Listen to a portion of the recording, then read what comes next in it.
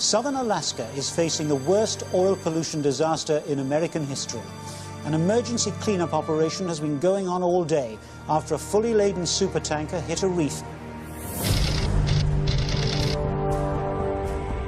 On the 24th of March 1989, one of the world's largest supertankers ran aground on Bligh Reef in Alaska's Prince William Sound.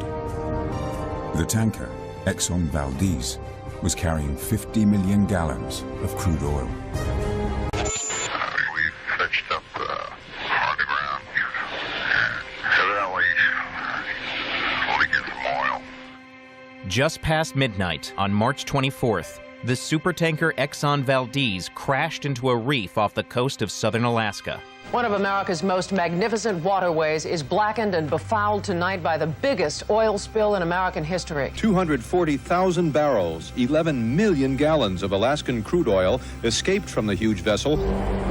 The oil industry's response plans had promised a swift cleanup in the event of a spill.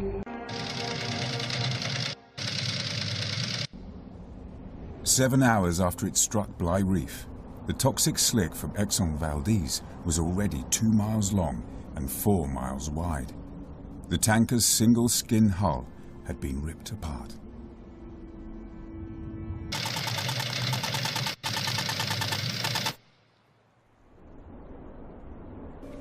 I ran out to the airport and the fisherman said, "Report back, tell us what you see." You know, we're talking happily because it's Cordova. We fly out Orca Inlet, we come around Knoll's Head, and conversation just stopped.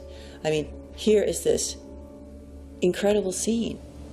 The sun is just starting to come up. It's an amazing scene. And flat calm, down on the water surface is this blood red tanker in a black inky stain. And above it is this cloud of bluish smoke. And we're flying along, and all of a sudden we're into this smoke. It was like instant headaches, instant nausea. And so we flew up above it, and then we just circled and circled and circled. We're 9 hours after the wreck, and there was not a speck of promised recovery equipment on the water. This had all been promised within 6 hours, and we were 3 hours past 6 hours, and nothing. 10 hours into the spill, with the waters flat calm, conditions were ideal for a recovery operation. But the Alyeska Consortium's oil cleanup equipment was nowhere to be seen. Not only was the Alyeska team late, it could never have coped with the spillage on this scale. Already 11 million gallons of oil were fouling the waters of the Sound. Oil executives, the world's media, and the governor of Alaska were all descending on the scene of the disaster.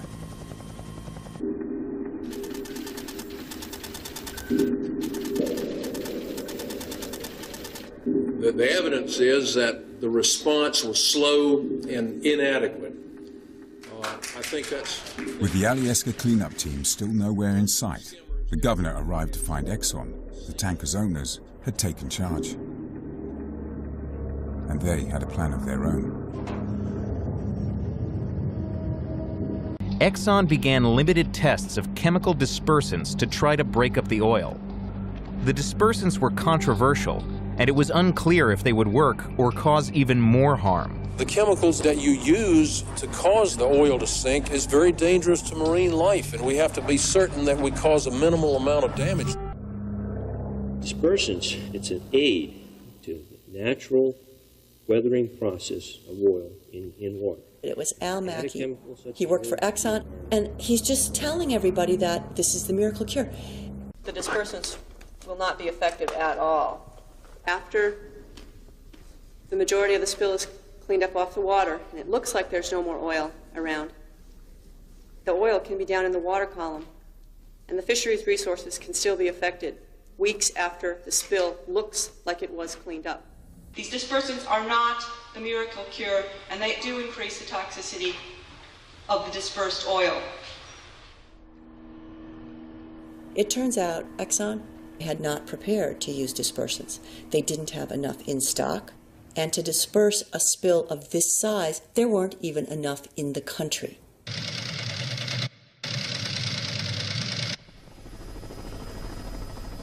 By mid-afternoon, the oil was slowly spreading, covering over 20 miles of prime fishing waters. Alyeska's response team finally arrived. 13 hours late, and only with enough equipment to collect 10,000 gallons. Nowhere near enough to recover their own cleanup target of 8 million gallons. Nobody really knew what to do. The whole idea was to start pumping the oil off, but we never did that.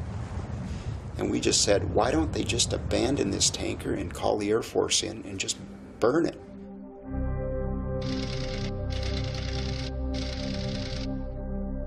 Three days into the spill, and only 2,000 gallons of oil had been recovered. With whole communities dependent on the fishing industry, local anger boiled over into public rows with Exxon. That's what I want to know, because you people are the... No. I flew 2:30 this afternoon. There wasn't even a Kleenex in the water to clean up that oil. You have had some good luck, and you don't realize it. You don't have anything to clean it up. You have Exxon, and we do business straight. We will consider whatever it takes to keep you whole.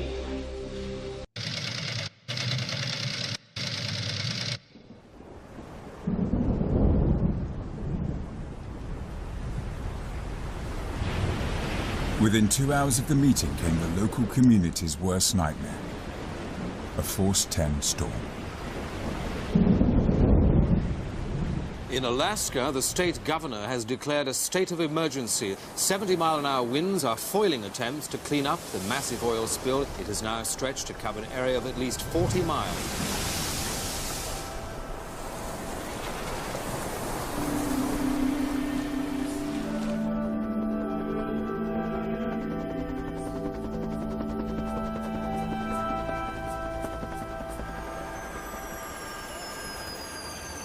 President Bush sent me up there as the Commandant of the Coast Guard to run this oil spill cleanup.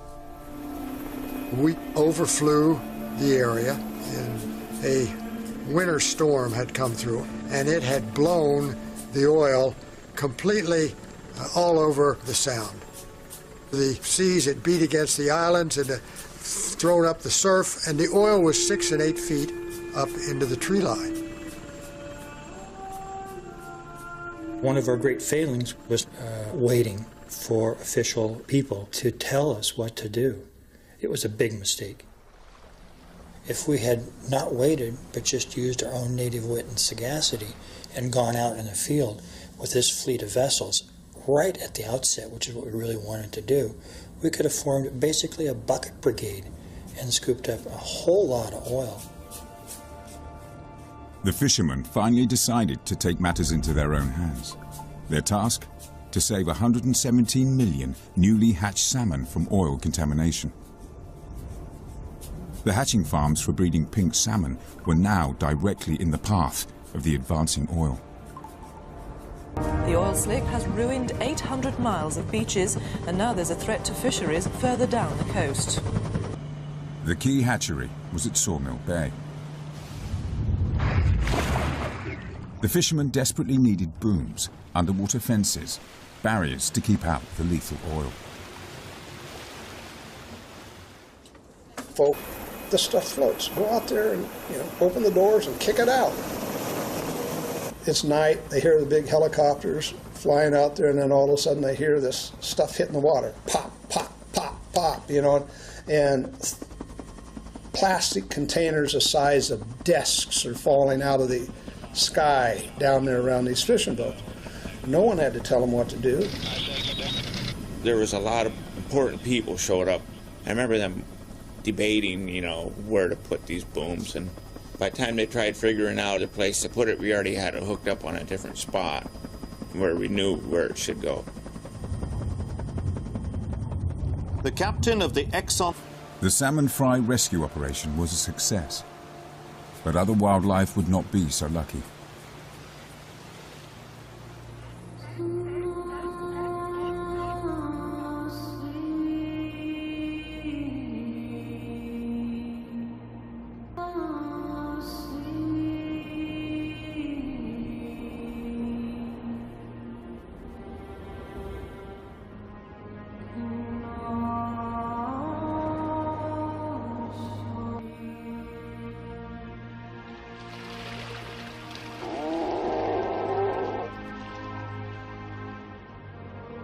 500,000 seabirds, 3,000 otters.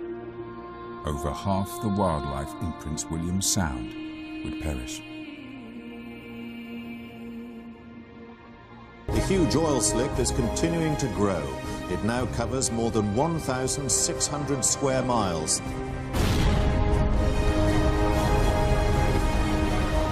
If you can imagine the chaos that went along with Pearl Harbor being attacked and people doing what they could, it was hard to think big enough. The spill would devastate one of the world's most beautiful environments and the communities that depended upon it. Alaska is facing an ecological disaster. Thousands of seabirds are dying in the slick, which also threatens rare sea otters, seals, whales, and salmon. Neither Exxon nor Alyeska, the oil pipeline company in charge of the immediate response, was ready for such a large spill. Alyeska was supposed to have an emergency response team at its terminal in Valdez, but 8 years ago the team was disbanded. The response vessels were either under snow or being repaired. They were completely overwhelmed.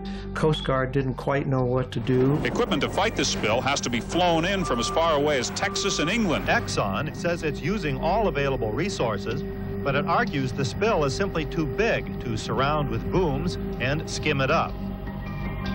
As images of the spill appeared on the evening news, Growing questions about how future disasters of this kind can be prevented and why there was such a slow response to this spill. At the same time, another storyline was also taking hold. The Exxon spokesperson says there might have been a problem with Captain Hazelwood. It seems he had a bit of a drinking problem. Good evening. The captain was drinking. The captain has been fired. That is the sum of it from Alaska tonight. The story became Hazelwood. Top 10 excuses of the Exxon tanker captain. Number 10 was trying to scrape ice off reef for margarita. That's a sensational kind of story. You have an immediate assignment of responsibility, an immediate villain. What was lost in all of that was the company's responsibility. When a pipeline to bring oil from northern Alaska to Valdez was approved in 1973, the oil industry and the federal government promised to make safety a priority. The Alaska pipeline's on its way. The environment will be saved. The government initially supported double-hulled tankers and a high-tech navigation system in Valdez. We were given blanket assurances about safety and spills. In retrospect, I erred in not making sure that what was said was not put in writing. Those promises never materialized, and when the state of Alaska passed its own safety law, the oil industry sued, saying the law infringed on federal authority.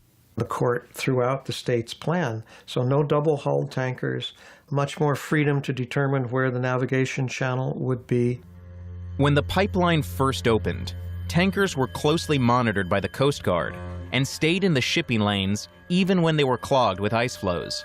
Instead of diverting out of the channel, they were supposed to slow down. But by the time the Exxon Valdez left port, the Coast Guard routinely allowed ships to leave the channel to avoid the increasing amount of ice.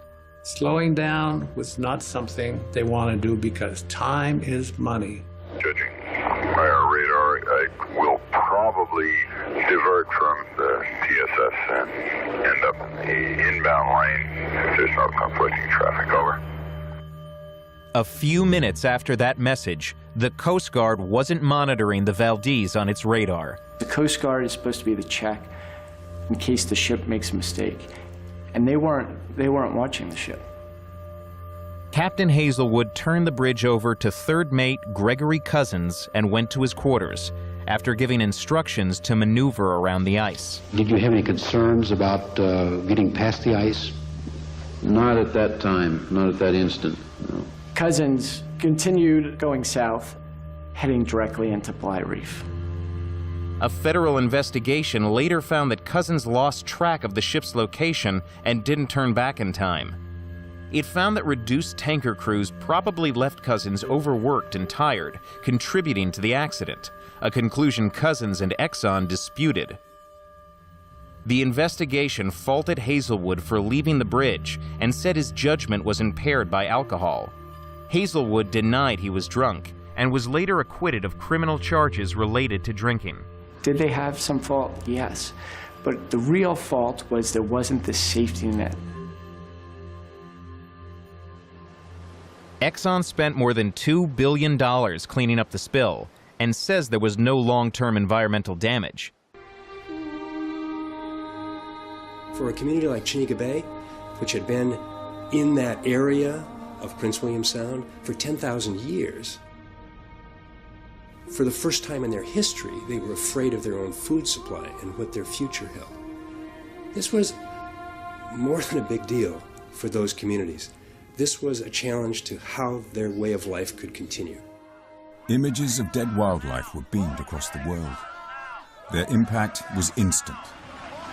There were protests, boycotts of Exxon petrol stations, and thousands of Exxon credit cards were returned or destroyed. 1,000 miles of the Sound's coastline was now contaminated with oil. I was out on an island that had about 6 inches of oil on top of the cobblestone, and out there was a Eskimo woman, and she was oil from head to foot. They were trying to wipe up the oil with rags. She had oil in her hair, she had oil in all over her slickers.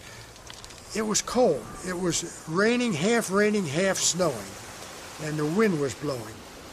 And I came across her and I said, "Ma'am, what are you doing out on this island some 30 miles from civilization?"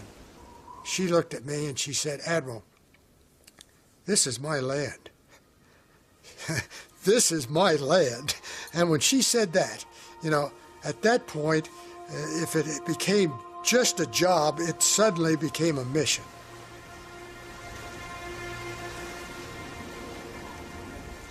Getting the oil out of the water had been a failure. The task now was to get it off the beaches.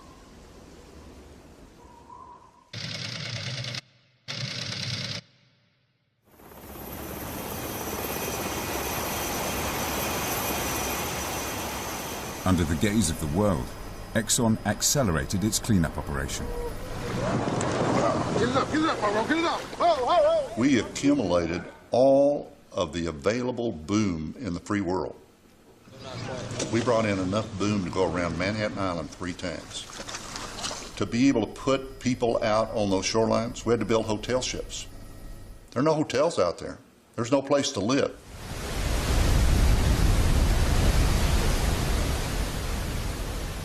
It was quite something. I mean, if you're just interested in bringing machines into remote places, it was quite impressive because they had high-pressure hydraulic systems, hot water, big nozzles, and they would direct the water at the beach, and in some cases several going on at once. As the days went by, the cleaning intensified. 6 weeks into the spill, Exxon had hundreds of workers on the beaches. You spent anywhere from 8 to 12 hours on the beach spraying. And they'd rotate, people would rotate. And there would always had to be someone behind you to help you because the power of the water was really forceful. As the cleanup continued, Exxon also now turned to the local fishermen for help. They had no vessels, so they had to hire locals fishing vessels to try to do a spill response. There was also a public relations component to that, certainly. But they had to get vessels out there with booms and skimmers to try to mount a spill response. So they hired a lot of vessels to do that at very, very high charter rates. But the sudden influx of money into a now devastated fishing community had unforeseen consequences. Some people prospered, like profiteers in war. Some people became Exxon whores. Other people were purer than pure. It was really a great opportunity to make a shitload of money. People were toasting, Joe Hazelwood in the bars in Valdez. They were making more money than they ever saw before in their life. It was a time to really get rich. You could really profit off this thing. I mean, you just cannot believe how bad it was for those of us who really give a shit.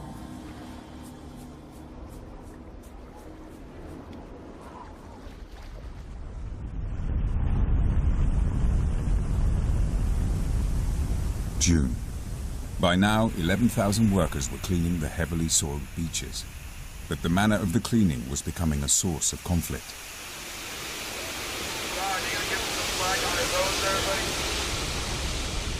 It was horrible. The steam, the hot water, wiped out everything that had survived the initial oiling. So the clams, the mussels, the sea kelps, and left bare rock.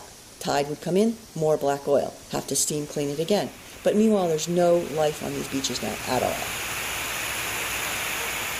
My feeling is, whatever you killed, there's plenty more of it right down here, and it's going to come back.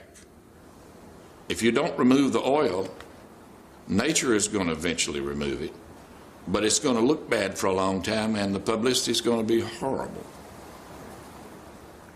You kill some little critters in the process, you couldn't possibly kill them all, so they're going to repropagate.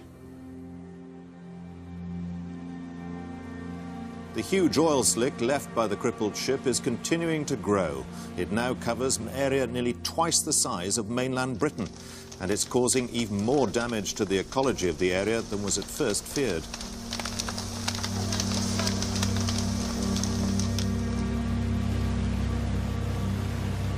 I had some 45 vessels out in the field, 250 people collecting wildlife, birds, and otters. I got a phone call, have your fleet quit collecting otters because you're not authorized. It was a terrible moment. You have to have a special license and so on. And the folks that managed them basically told people they couldn't touch them. Well, you couldn't stop people from touching them. And they're dying. Yet fishermen who were shooting them the day before the spill are now collecting them, trying to protect them. And when you ask the fishermen about it, said, you know, these otters didn't do anything to anybody. We have to do what we can to save our resource. And so they went from shooting them to picking them up. And it was something you couldn't stop.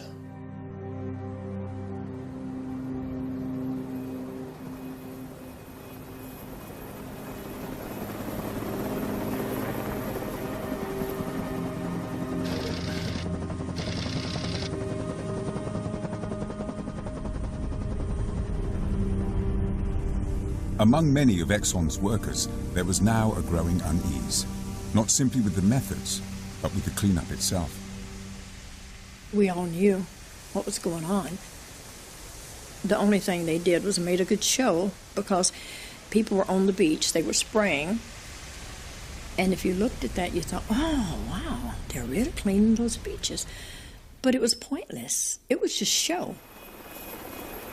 When they collected the oil, there was never a lot in the containers. And I would look and I would see that, and I'd think, oh my goodness, it's just a waste. The tanker which caused the Alaskan oil spill has been refloated. As the Exxon Valdez was freed from the reef in Prince William Sound, a New York judge set bail at $1 million for the tanker's former captain. Joseph Hazelwood is accused of drunkenness and recklessness. Captain Joseph Hazelwood would later have his drunkenness charge dropped. He admitted drinking, but hadn't been breathalyzed in time. Found criminally negligent for the spill, he was fined and sentenced to 1,000 hours of community service, sweeping the streets of Alaska. Fishermen in Prince William Sound have filed lawsuits against the owners of the tanker and the Alaska Environment Department. They're accused of gross negligence. Exxon, too, would be criminally convicted over the spillage. But the case that would grab the headlines centered on the communities of Prince William Sound. Essentially, when the oil hit the water, it not only contaminated the entire environment, but it shut down entirely all commercial fishing and other commercial activities dependent on the water. 35,000 people's livelihoods were affected. In a landmark case, they sued Exxon. Exxon at the time wanted people to sign waivers, basically releasing Exxon from further financial liability if they accepted Exxon's meager payout that year. And Exxon was saying, take it or leave it. If you leave it, we'll see you in court.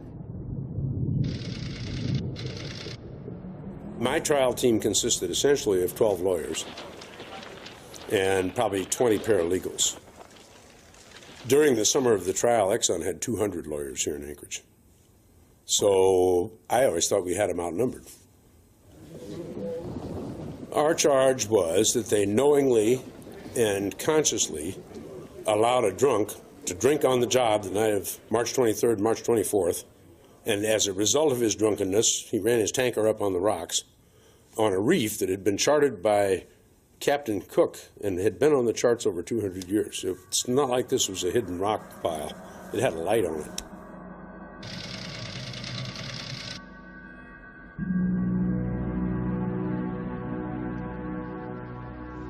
In September 1991, 3 summers after the spill, Exxon declared the beaches safe. 25% of the oil had evaporated, and of the rest, the company felt it had removed what it could.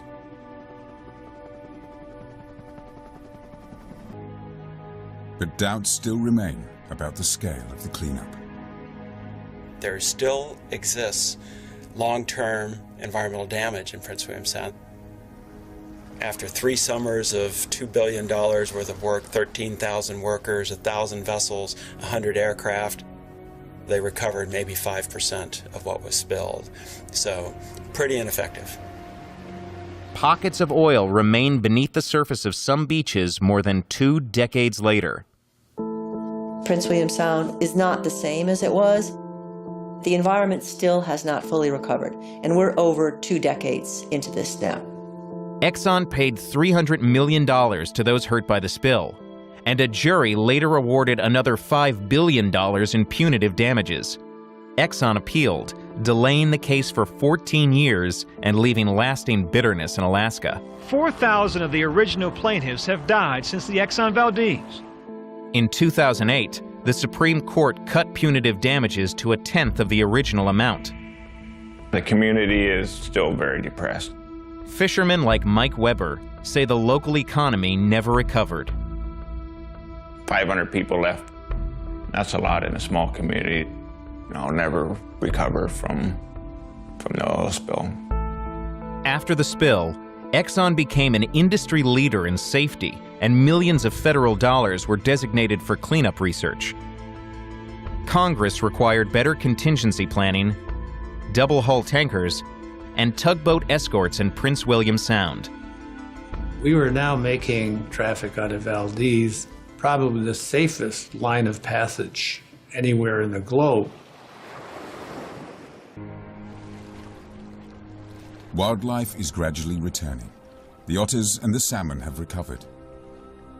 But the killer whales face extinction here. And the herring fishery, once the great lifeline of Prince William Sound, remains closed.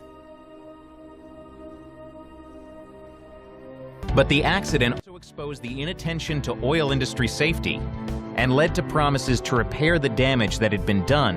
We will consider whatever it takes to keep you whole. And to do more to stop future spills. We also rededicate ourselves to transportation safety and to realistic planning for accidents that do occur. Nearly 25 years later, what happened to the promises made in the wake of the Exxon Valdez? The explosion happened at the Deepwater Horizon rig Tuesday night. Now everyone's hoping and praying that the Gulf of Mexico rig doesn't turn into an environmental disaster. We're going to fight it subsea, on the surface, and on the shore. The Gulf spill might already be as much as 3 times worse than the Exxon Valdez disaster. After the BP oil spill, a presidential commission found that many lessons of the Exxon Valdez had been forgotten in the pursuit of offshore oil drilling. I used the phrase that the offense got way ahead of the defense. The potential risks had increased dramatically, but there'd been no commensurate increase in our capability to avoid an accident or to respond to it. It found that the major oil companies had made only a minimal investment in new response technology, and the government spent less than half the authorized amount on cleanup research. The emphasis is always on preventing these things from occurring, because when they happen, we're not very well equipped to deal with them. The news was again filled with the struggle to contain a massive spill, using much of the same crude cleanup technology used 20 years earlier. We're still relying on booms, still relying on skimmers, still relying on shovels. And response plans that were again unrealistic.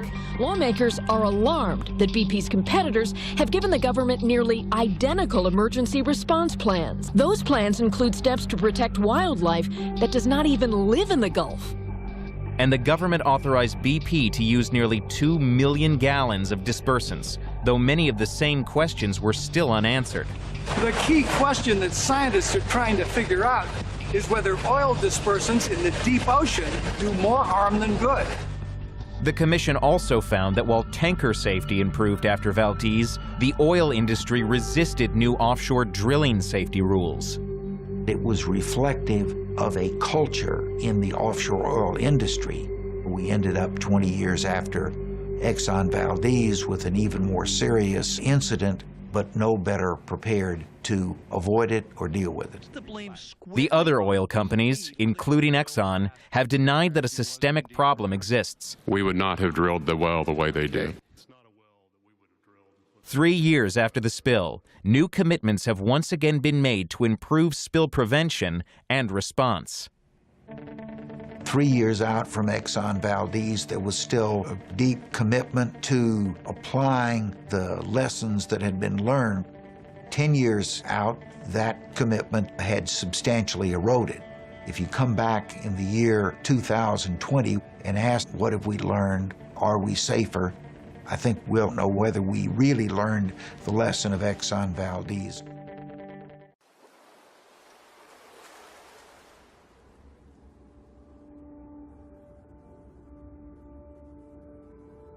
Alaska, America's last frontier, the largest state in the Union.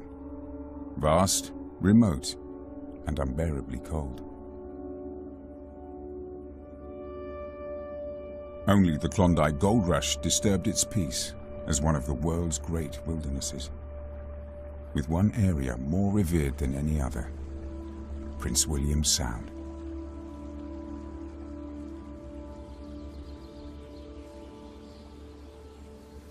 Prince William Sound is arguably the finest marine ecosystem in North America. At the very northern end of the coastal rainforest, it's a wildly profligate place of fish and marine mammals and bird life. And even people who had grown up there all their lives are not humdrum about the place.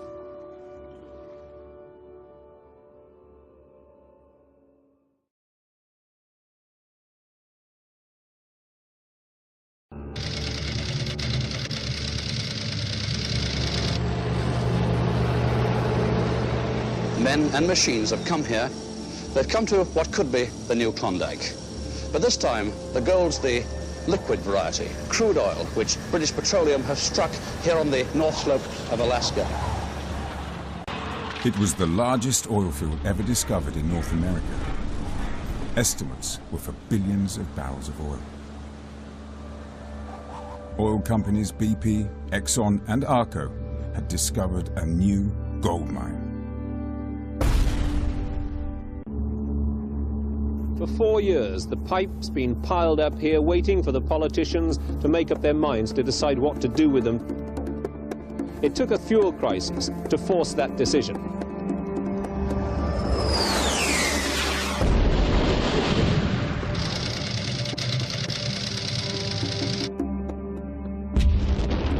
The Yom Kippur War made getting Alaska's oil to market a matter of political urgency. Because of that war, most of the Middle Eastern oil producers have reduced overall production and cut off their shipments of oil to the United States.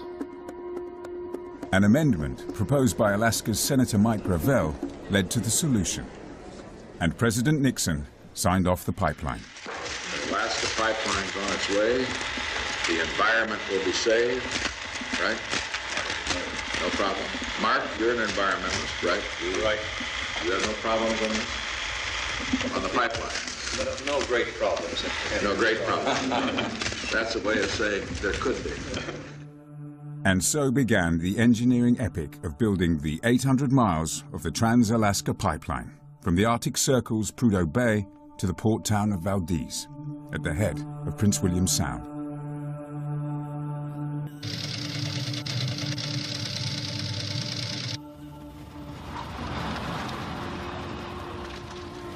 The construction of it just took 3 years and $9 billion to build it. The oil companies just threw money at it to get it done as rapidly as possible because they didn't care. The arrival of the pipeline in Valdez in 1977 brought untold riches to the oil companies who built it and to the people of Alaska.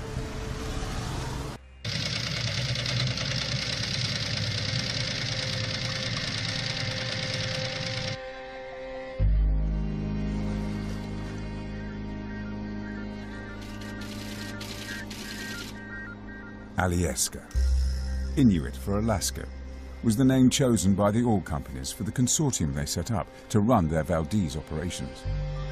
Filling 2 tankers a day, Alyeska would transport 2.5 billion barrels of oil a year to mainland America. If anything went wrong, it was the Alyeska consortium's job to put it right. By the early 80s, there had been enough low-level incidents to alarm the fishing communities of Prince William Sound. Their biggest fears concentrated on the Alyeska Consortium's ability to deal with a major oil spill. By the mid-80s, the Valdez terminal was shipping out 20% of America's oil, $100 million worth every day. Alaska had become an oil state with the Alyeska Consortium the dominant power. By the late 80s, Dan Lorne had become alarmed by the Alyeska Consortium's cutbacks on its environmental safeguards and the failure of the state to regulate them. I wrote a memo in December of '84 talking about how everything's being gutted, and at the end of it I'd say our failure to act on this is basically a signal to the oil industry that the state of Alaska no longer cares. It operated 12 years without a catastrophic spill. And so there's sort of this dismissive attitude that, well, if there's a 0.1% probability of something happening, should you attend to that? If a 99.9% of all these tankers are going to go out just fine, why should we focus on the potential for a catastrophe? Well, now we know why.